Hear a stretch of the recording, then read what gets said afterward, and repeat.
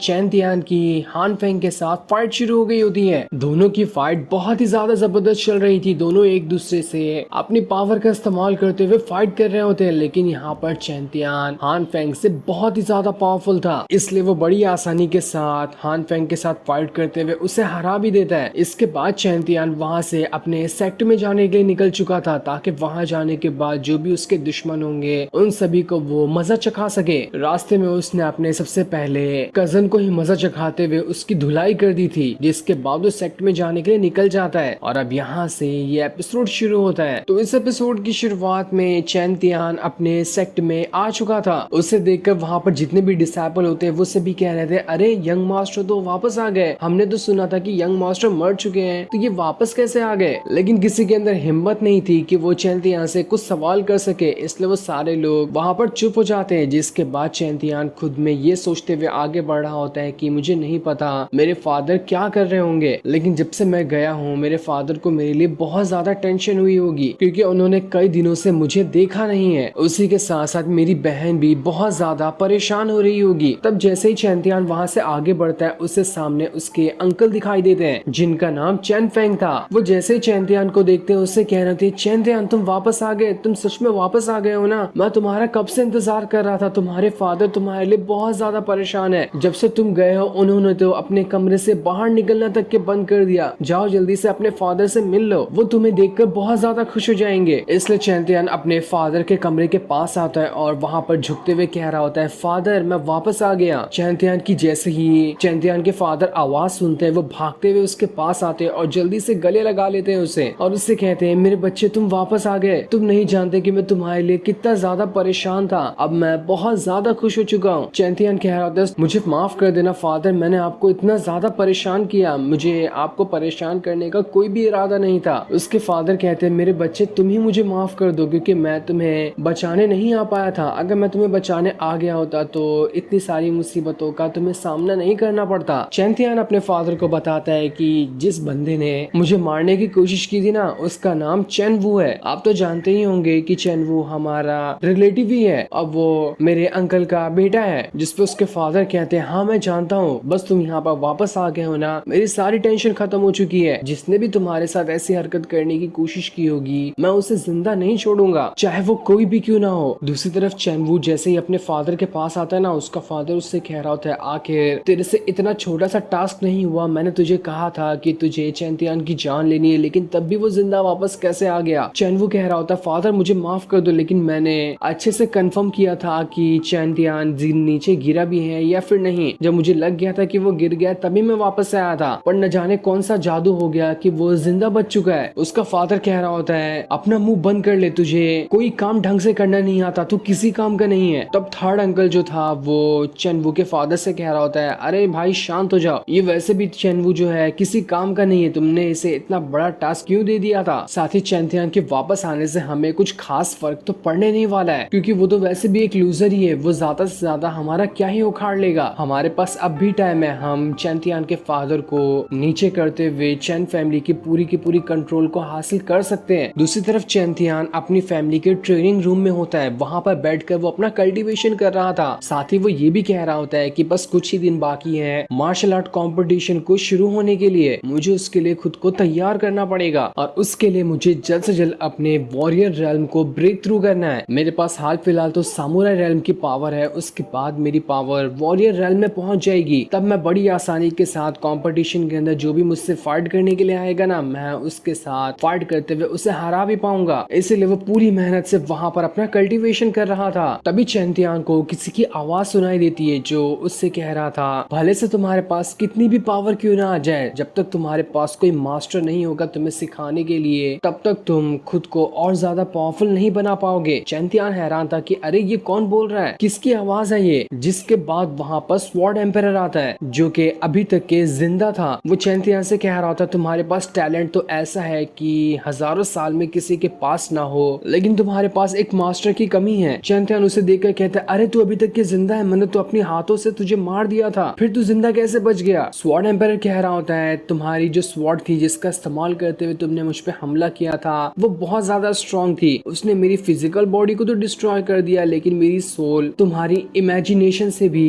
कहीं गुना ज्यादा स्ट्रॉन्ग है जो कि डिस्ट्रॉय हो ही नहीं सकती। इसलिए ये मेरी सोल है जो तुम्हारे पास अभी तुम्हारे सामने खड़ी है। तुम्हारा और मेरा जो साथ था वो अभी तक के खत्म नहीं हुआ है, इसकी तो बस अभी शुरुआत ही है। अभी तो हमें साथ में बहुत ही लंबा टाइम और बिताना है। चैंतियान को कुछ समझ नहीं आ रहा था कि आखिर ये स्वॉर्ड एम्पायर कहना क्या चाहता है। वो उससे कहता है आखिर तुम क्या चाहते हो, मुझे साफ साफ बताओ। स्वॉर्ड एम्पायर चैंतियान से कह रहा होता है तुम्हारे दिमाग के अंदर ना बुक ऑफ हीवन गई थी ना, उसका इस्तेमाल करो तो तुम उसका इस्तेमाल करके मेरे ट्रू फॉर्म को वापस ला सकते हो। जो तरीका मेरे ट्रू फॉर्म को वापस लाने का है वो बुक ऑफ हीवन के अंदर भी नहीं लिखा हुआ है, लेकिन जब वो बुक तुम्हारे अंदर गई है तो तुम्हारी कल्टीवेशन पावर को जब उसके अंदर साथ मिलाया जाएगा तो तुम्हारे पास इतनी पावर आ जाएगी कि तुम मेरे रियल फॉर्म को वापस से रिकवर कर सकते हो। इसीलिए मैं तुम्हारे पास आया हूँ। मैं यहाँ पर तुम्हारी मदद करूंगा, उसके बदले तुम्हें मेरी मदद करनी है ताकि मैं अपने रियल फॉर्म को वापस पा सकूं। मेरे रियल फॉर्म को वापस लाने का काम तुम्हारे अलावा इस दुनिया में कोई नहीं कर सकता, इसलिए मैं तुम्हारे पास मदद के लिए आया हूँ। जब से मैं सोल बन के तुम्हारे साथ घूम रहा हूँ ना, तब से मैंने देखा कि करीब 10 लोगों ने तुम्हें कचड़ा कह ही दिया है। तुम्हें पावरफुल बनाना थोड़ा मुश्किल होगा, लेकिन उम्मीद तो है कि अगर तुम मेरी बात मानोगे तो तुम बहुत ज्यादा पावरफुल बन जाओगे। ये मेरा तुमसे वादा है। तो बताओ कैसी लगी मेरी डील, क्या तुम मेरी डील को मानने के लिए तैयार हो? ये सुनकर चैंतियान काफी गहरी सोच में पड़ जाता है। वो कहता है अभी मुझे हाल फिलहाल तो पावर की बहुत ज्यादा जरूरत है, मुझे स्वॉर्ड एम्पायर की मदद लेनी होगी। जिस पर वो उससे कह देता है ठीक है मैं तुम्हारी डील पर राजी हूँ। ये सुनकर स्वॉर्ड एम्पायर कहता है ऐसी बात है तो ठीक है, मैं तुम्हारी कल्टीवेशन पावर बढ़ाने की शुरुआत अभी से कर देता हूँ। जिसके बाद वो अपनी पावर का इस्तेमाल करते हुए उसने चैंतियान के माइंड के अंदर एक स्पिरिचुअल टेक्निक को डालना शुरू कर दिया था। इस वजह से चैंतियान सीधा का सीधा अपने स्पिरिचुअल वर्ल्ड के अंदर पहुंच जाता है, जो जगह किसी हीवन से कम नहीं लग रही थी। वो जगह बहुत ही ज्यादा सुंदर होती है। उसे देखकर तो चैंतियान भी हैरान रह चुका था। स्वॉर्ड एम्पायर कह रहा होता है जिस इंसान के पास बुक ऑफ हीवन की पावर होगी ना, वही बंदा अपने स्पिरिचुअल वर्ल्ड के अंदर जा सकता है, जैसे कि तुम। और तुम्हारा स्पिरिचुअल वर्ल्ड इतना ज्यादा खूबसूरत उस बुक ऑफ हीवन की वजह से ही है। साथ ही साथ बुक ऑफ हीवन एक नहीं टोटल 9 है। अगर तुम 9 के 9 हेवनली बुक को ढूंढ कर उसे कलेक्ट कर सकते हो तो तुम्हारे पास इतनी पावर आ जाएगी कि तुम आराम से हीवन में भी जा पाओगे। वहां जाने के बाद भी तुम्हारे पास इतनी पावर रहेगी कि हीवन के बंदे भी तुमसे नहीं टकरा पाएंगे। जब तुम मरे थे ना तब भी तुम पूरी तरह से उस टाइम मर गए होते, लेकिन इस बुक ऑफ हीवन की वजह से ही तुम्हारे अंदर एक दूसरे बंदे की पावर चली गई थी और उसी की पावर और स्पिरिट की वजह से आज तुम जिंदा हो। लेकिन तुम्हें पता है तुम्हारे पास जो एक बुक ऑफ हीवन है उस वजह से तुम सिर्फ 10 साल के लिए ही जिंदा रहोगे। अगर तुमने इन 10 सालों के अंदर दूसरी बुक ऑफ हीवन को नहीं ढूंढा ना तो 10 साल के बाद तुम मर जाओगे। इसलिए तुम्हें कैसे भी करके पूरे 9 के 9 बुक ऑफ हीवन को ढूंढना पड़ेगा अगर तुम हमेशा जिंदा रहना चाहते हो तो। इसके बाद स्वॉर्ड एम्पायर चैंतियान से कहता है देखो मैं यहाँ पर तुम्हें टेक्निक सिखा रहा हूँ, मैं बार बार नहीं सिखाऊंगा, जैसा मैं कर रहा हूँ ना मेरे स्टेप पे ध्यान दो और आगे से तुम्हें ऐसे ही करना है। वो कहता है सबसे पहली टेक्निक जो होगी वो 13 स्लैश अटैक है। इसका इस्तेमाल करते हुए तुम एक बार में 13 स्लैश अटैक कर पाओगे, जिस वजह से तुम्हारे पास चाहे ह्यूमन हो या डीमन हो उससे कोई फर्क नहीं पड़ता, पर वो सबके सब मारे जाएंगे। चैंतियान उस टेक्निक को देखकर हैरान था कि ये टेक्निक तो मुझे हाई लेवल की लग रही है, क्या मैं इसे कल्टीवेट कर पाऊंगा? स्वॉर्ड एम्पायर उससे कहता है तुम इसे कल्टीवेट कर लोगे, लेकिन उसके लिए तुम्हें अपने पास जितनी भी तुम्हारी पावर है ना सबको एक साथ मिलाना पड़ेगा। अपनी सारी पावर को मिला दो, उसके बाद तुम आसानी के साथ 13 स्लैश अटैक को कल्टीवेट कर लोगे। साथ ही तुम्हारे पास जो आर्मर है वो भी कोई नॉर्मल आर्मर नहीं है, वो बहुत ही ज्यादा पावरफुल आर्मर है। तुम्हारे पास कमाल की चीज लगी है, ये तुम्हें हर खतरनाक अटैक से बचाने की कोशिश करेगा। अब मैं वापस से सोने के लिए जा रहा हूँ, उम्मीद है कि तुम इस टाइम के अंदर उस टेक्निक को 13 स्लैश वाली पूरी तरह से कल्टीवेट करके मास्टर बनने की कोशिश करोगे। जब भी तुम्हें मेरी जरूरत पड़े तो मुझे मास्टर कह के बुला लेना, मैं तुरंत तुम्हारे पास आ जाऊंगा तुम्हारी मदद करने के लिए। जिसके बाद वो वहां से चला जाता है। उसके जाने के बाद चैंतियान ने वहां पर 13 स्लैश अटैक टेक्निक को सीखना शुरू कर दिया था और कुछ ही देर की मेहनत के बाद वो उस टेक्निक को सीख भी जाता है। वो कहता है बहुत अच्छी बात है जो मेरे अंदर 2 लोगों की स्पिरिट है, इनकी स्पिरिट का इस्तेमाल करते हुए मैंने आसानी के साथ 13 स्लैश अटैक को सीख लिया। अगर मेरे पास सिर्फ मेरी स्पिरिट होती तो मुझे इसे सीखने में ज्यादा टाइम लगता, लेकिन उसी टाइम के आधे टाइम के अंदर मैंने इस टेक्निक को सीख लिया है। साथ ही मेरे आर्मर ने भी अपना ब्रेक थ्रू करते हुए